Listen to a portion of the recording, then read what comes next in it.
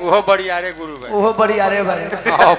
जवाब वो विश्वकर्मा पूजा में फोन करके पूछले चला तर कि भिखारी कहीं देखहू ना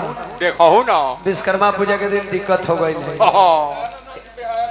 दयानंद नहीं खनु बेहायानंद के चेला इहो बार दहायानंद छोड़ा हम नहीं बोलत हमरा बारे में जाना था लोग ना ना इनकर गुरुजी के हम नाम लेहने हैं ना तो दयानंद बलु महायानंद हुए बहायानंद हुए लक्ष्मण जी ई हुए तो ऊ हुए लक्ष्मण जी या दयानंद तू हो जेबो अरे हैं अरुण भाई दयानंद लक्ष्मण जी तू हो जेबो अतहर गुरु कुमार कमलवास जावे तो हम कमलवास हो जाइए हम कमलवास हो जाइए अपने मुंह अपने बड़ाई अल्ले रबो ना धोती कुर्ता पहनला से ब्यास ना हो जाइबो ब्यास ना होई बा ब्यास के कुछ प्रभाव सीखे के पड़ी हां जी बिहानी एक कहबा जाके राघोपुर में करू न बेला के गांव फास के तरह नहीं के बोलल जात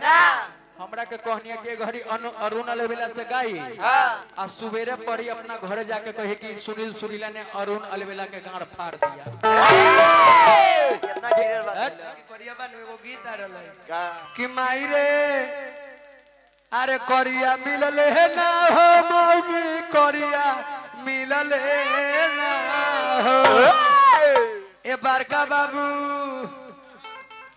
ए बड़का बाबू अरे कैसे जाई कोहबर के भीतरिया मौगी करिया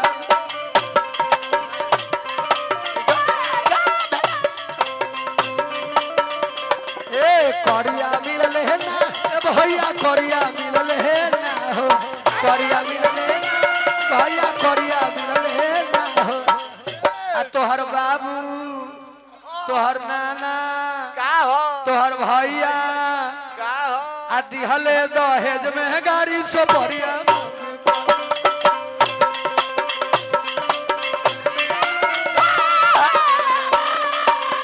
ए माई रे कैसे जाई कोहबर के भीतरिया मौगी करिया मिलले ना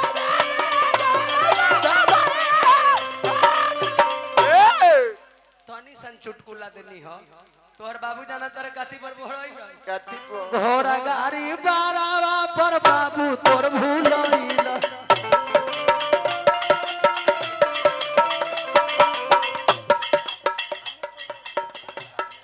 एक मिनट रह जाई समय बा घोड़ा गाड़ी तनी सन लहरा देवल जाला तनी सन लहरा ओए हल्का अरे घोड़ा गाड़ी बारावा पर बाबू तोर भूलइल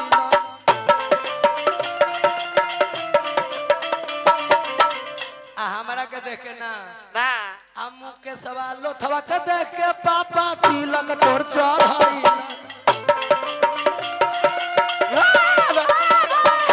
मुँह के सवाल लो थवा के देख के भौजी तिलक बाबू चढ़ाई तोहरो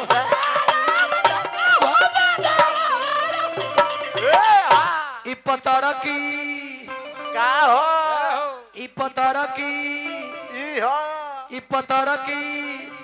अरे गुटका खा के करिया ना तो करवा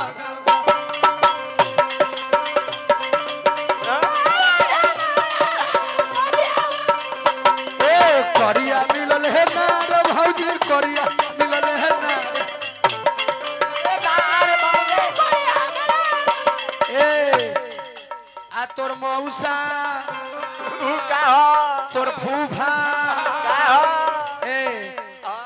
अरे दानापुर में लइका खोजे जो बारवा मौगी करिया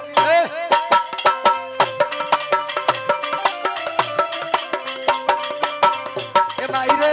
कैसे जाई कोहबर के भीतरवा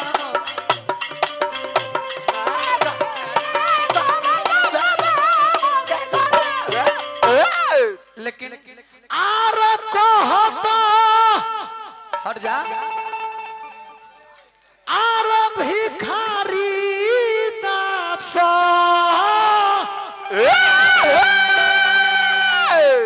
हमार बिहारी मौसा ए मर्दे हाथना ले ले बारो आएगो दे हाथना ले ले बारो 500 की आएगो दे देबा भाई के तो घट काजत तनी आंगन बाड़ी में चला दो माई करस कि हमार भाई लोग जहाँ रह तारा लोग लक्ष्मी मैया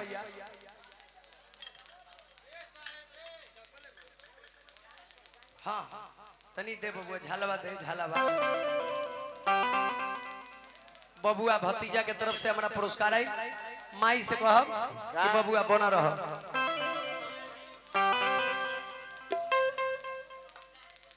वाह आर कहता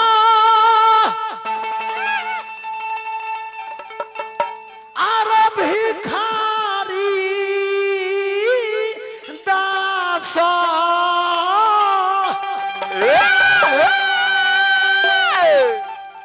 एहियो थोड़े गोलू आल बेला के जोड़ी लगल बा आर दियरे में घर हो खास एकदम खाली लगी रही एकिया हो मोरे राम आर तरही रही के अरे मानवा हो खता अरे पागल ये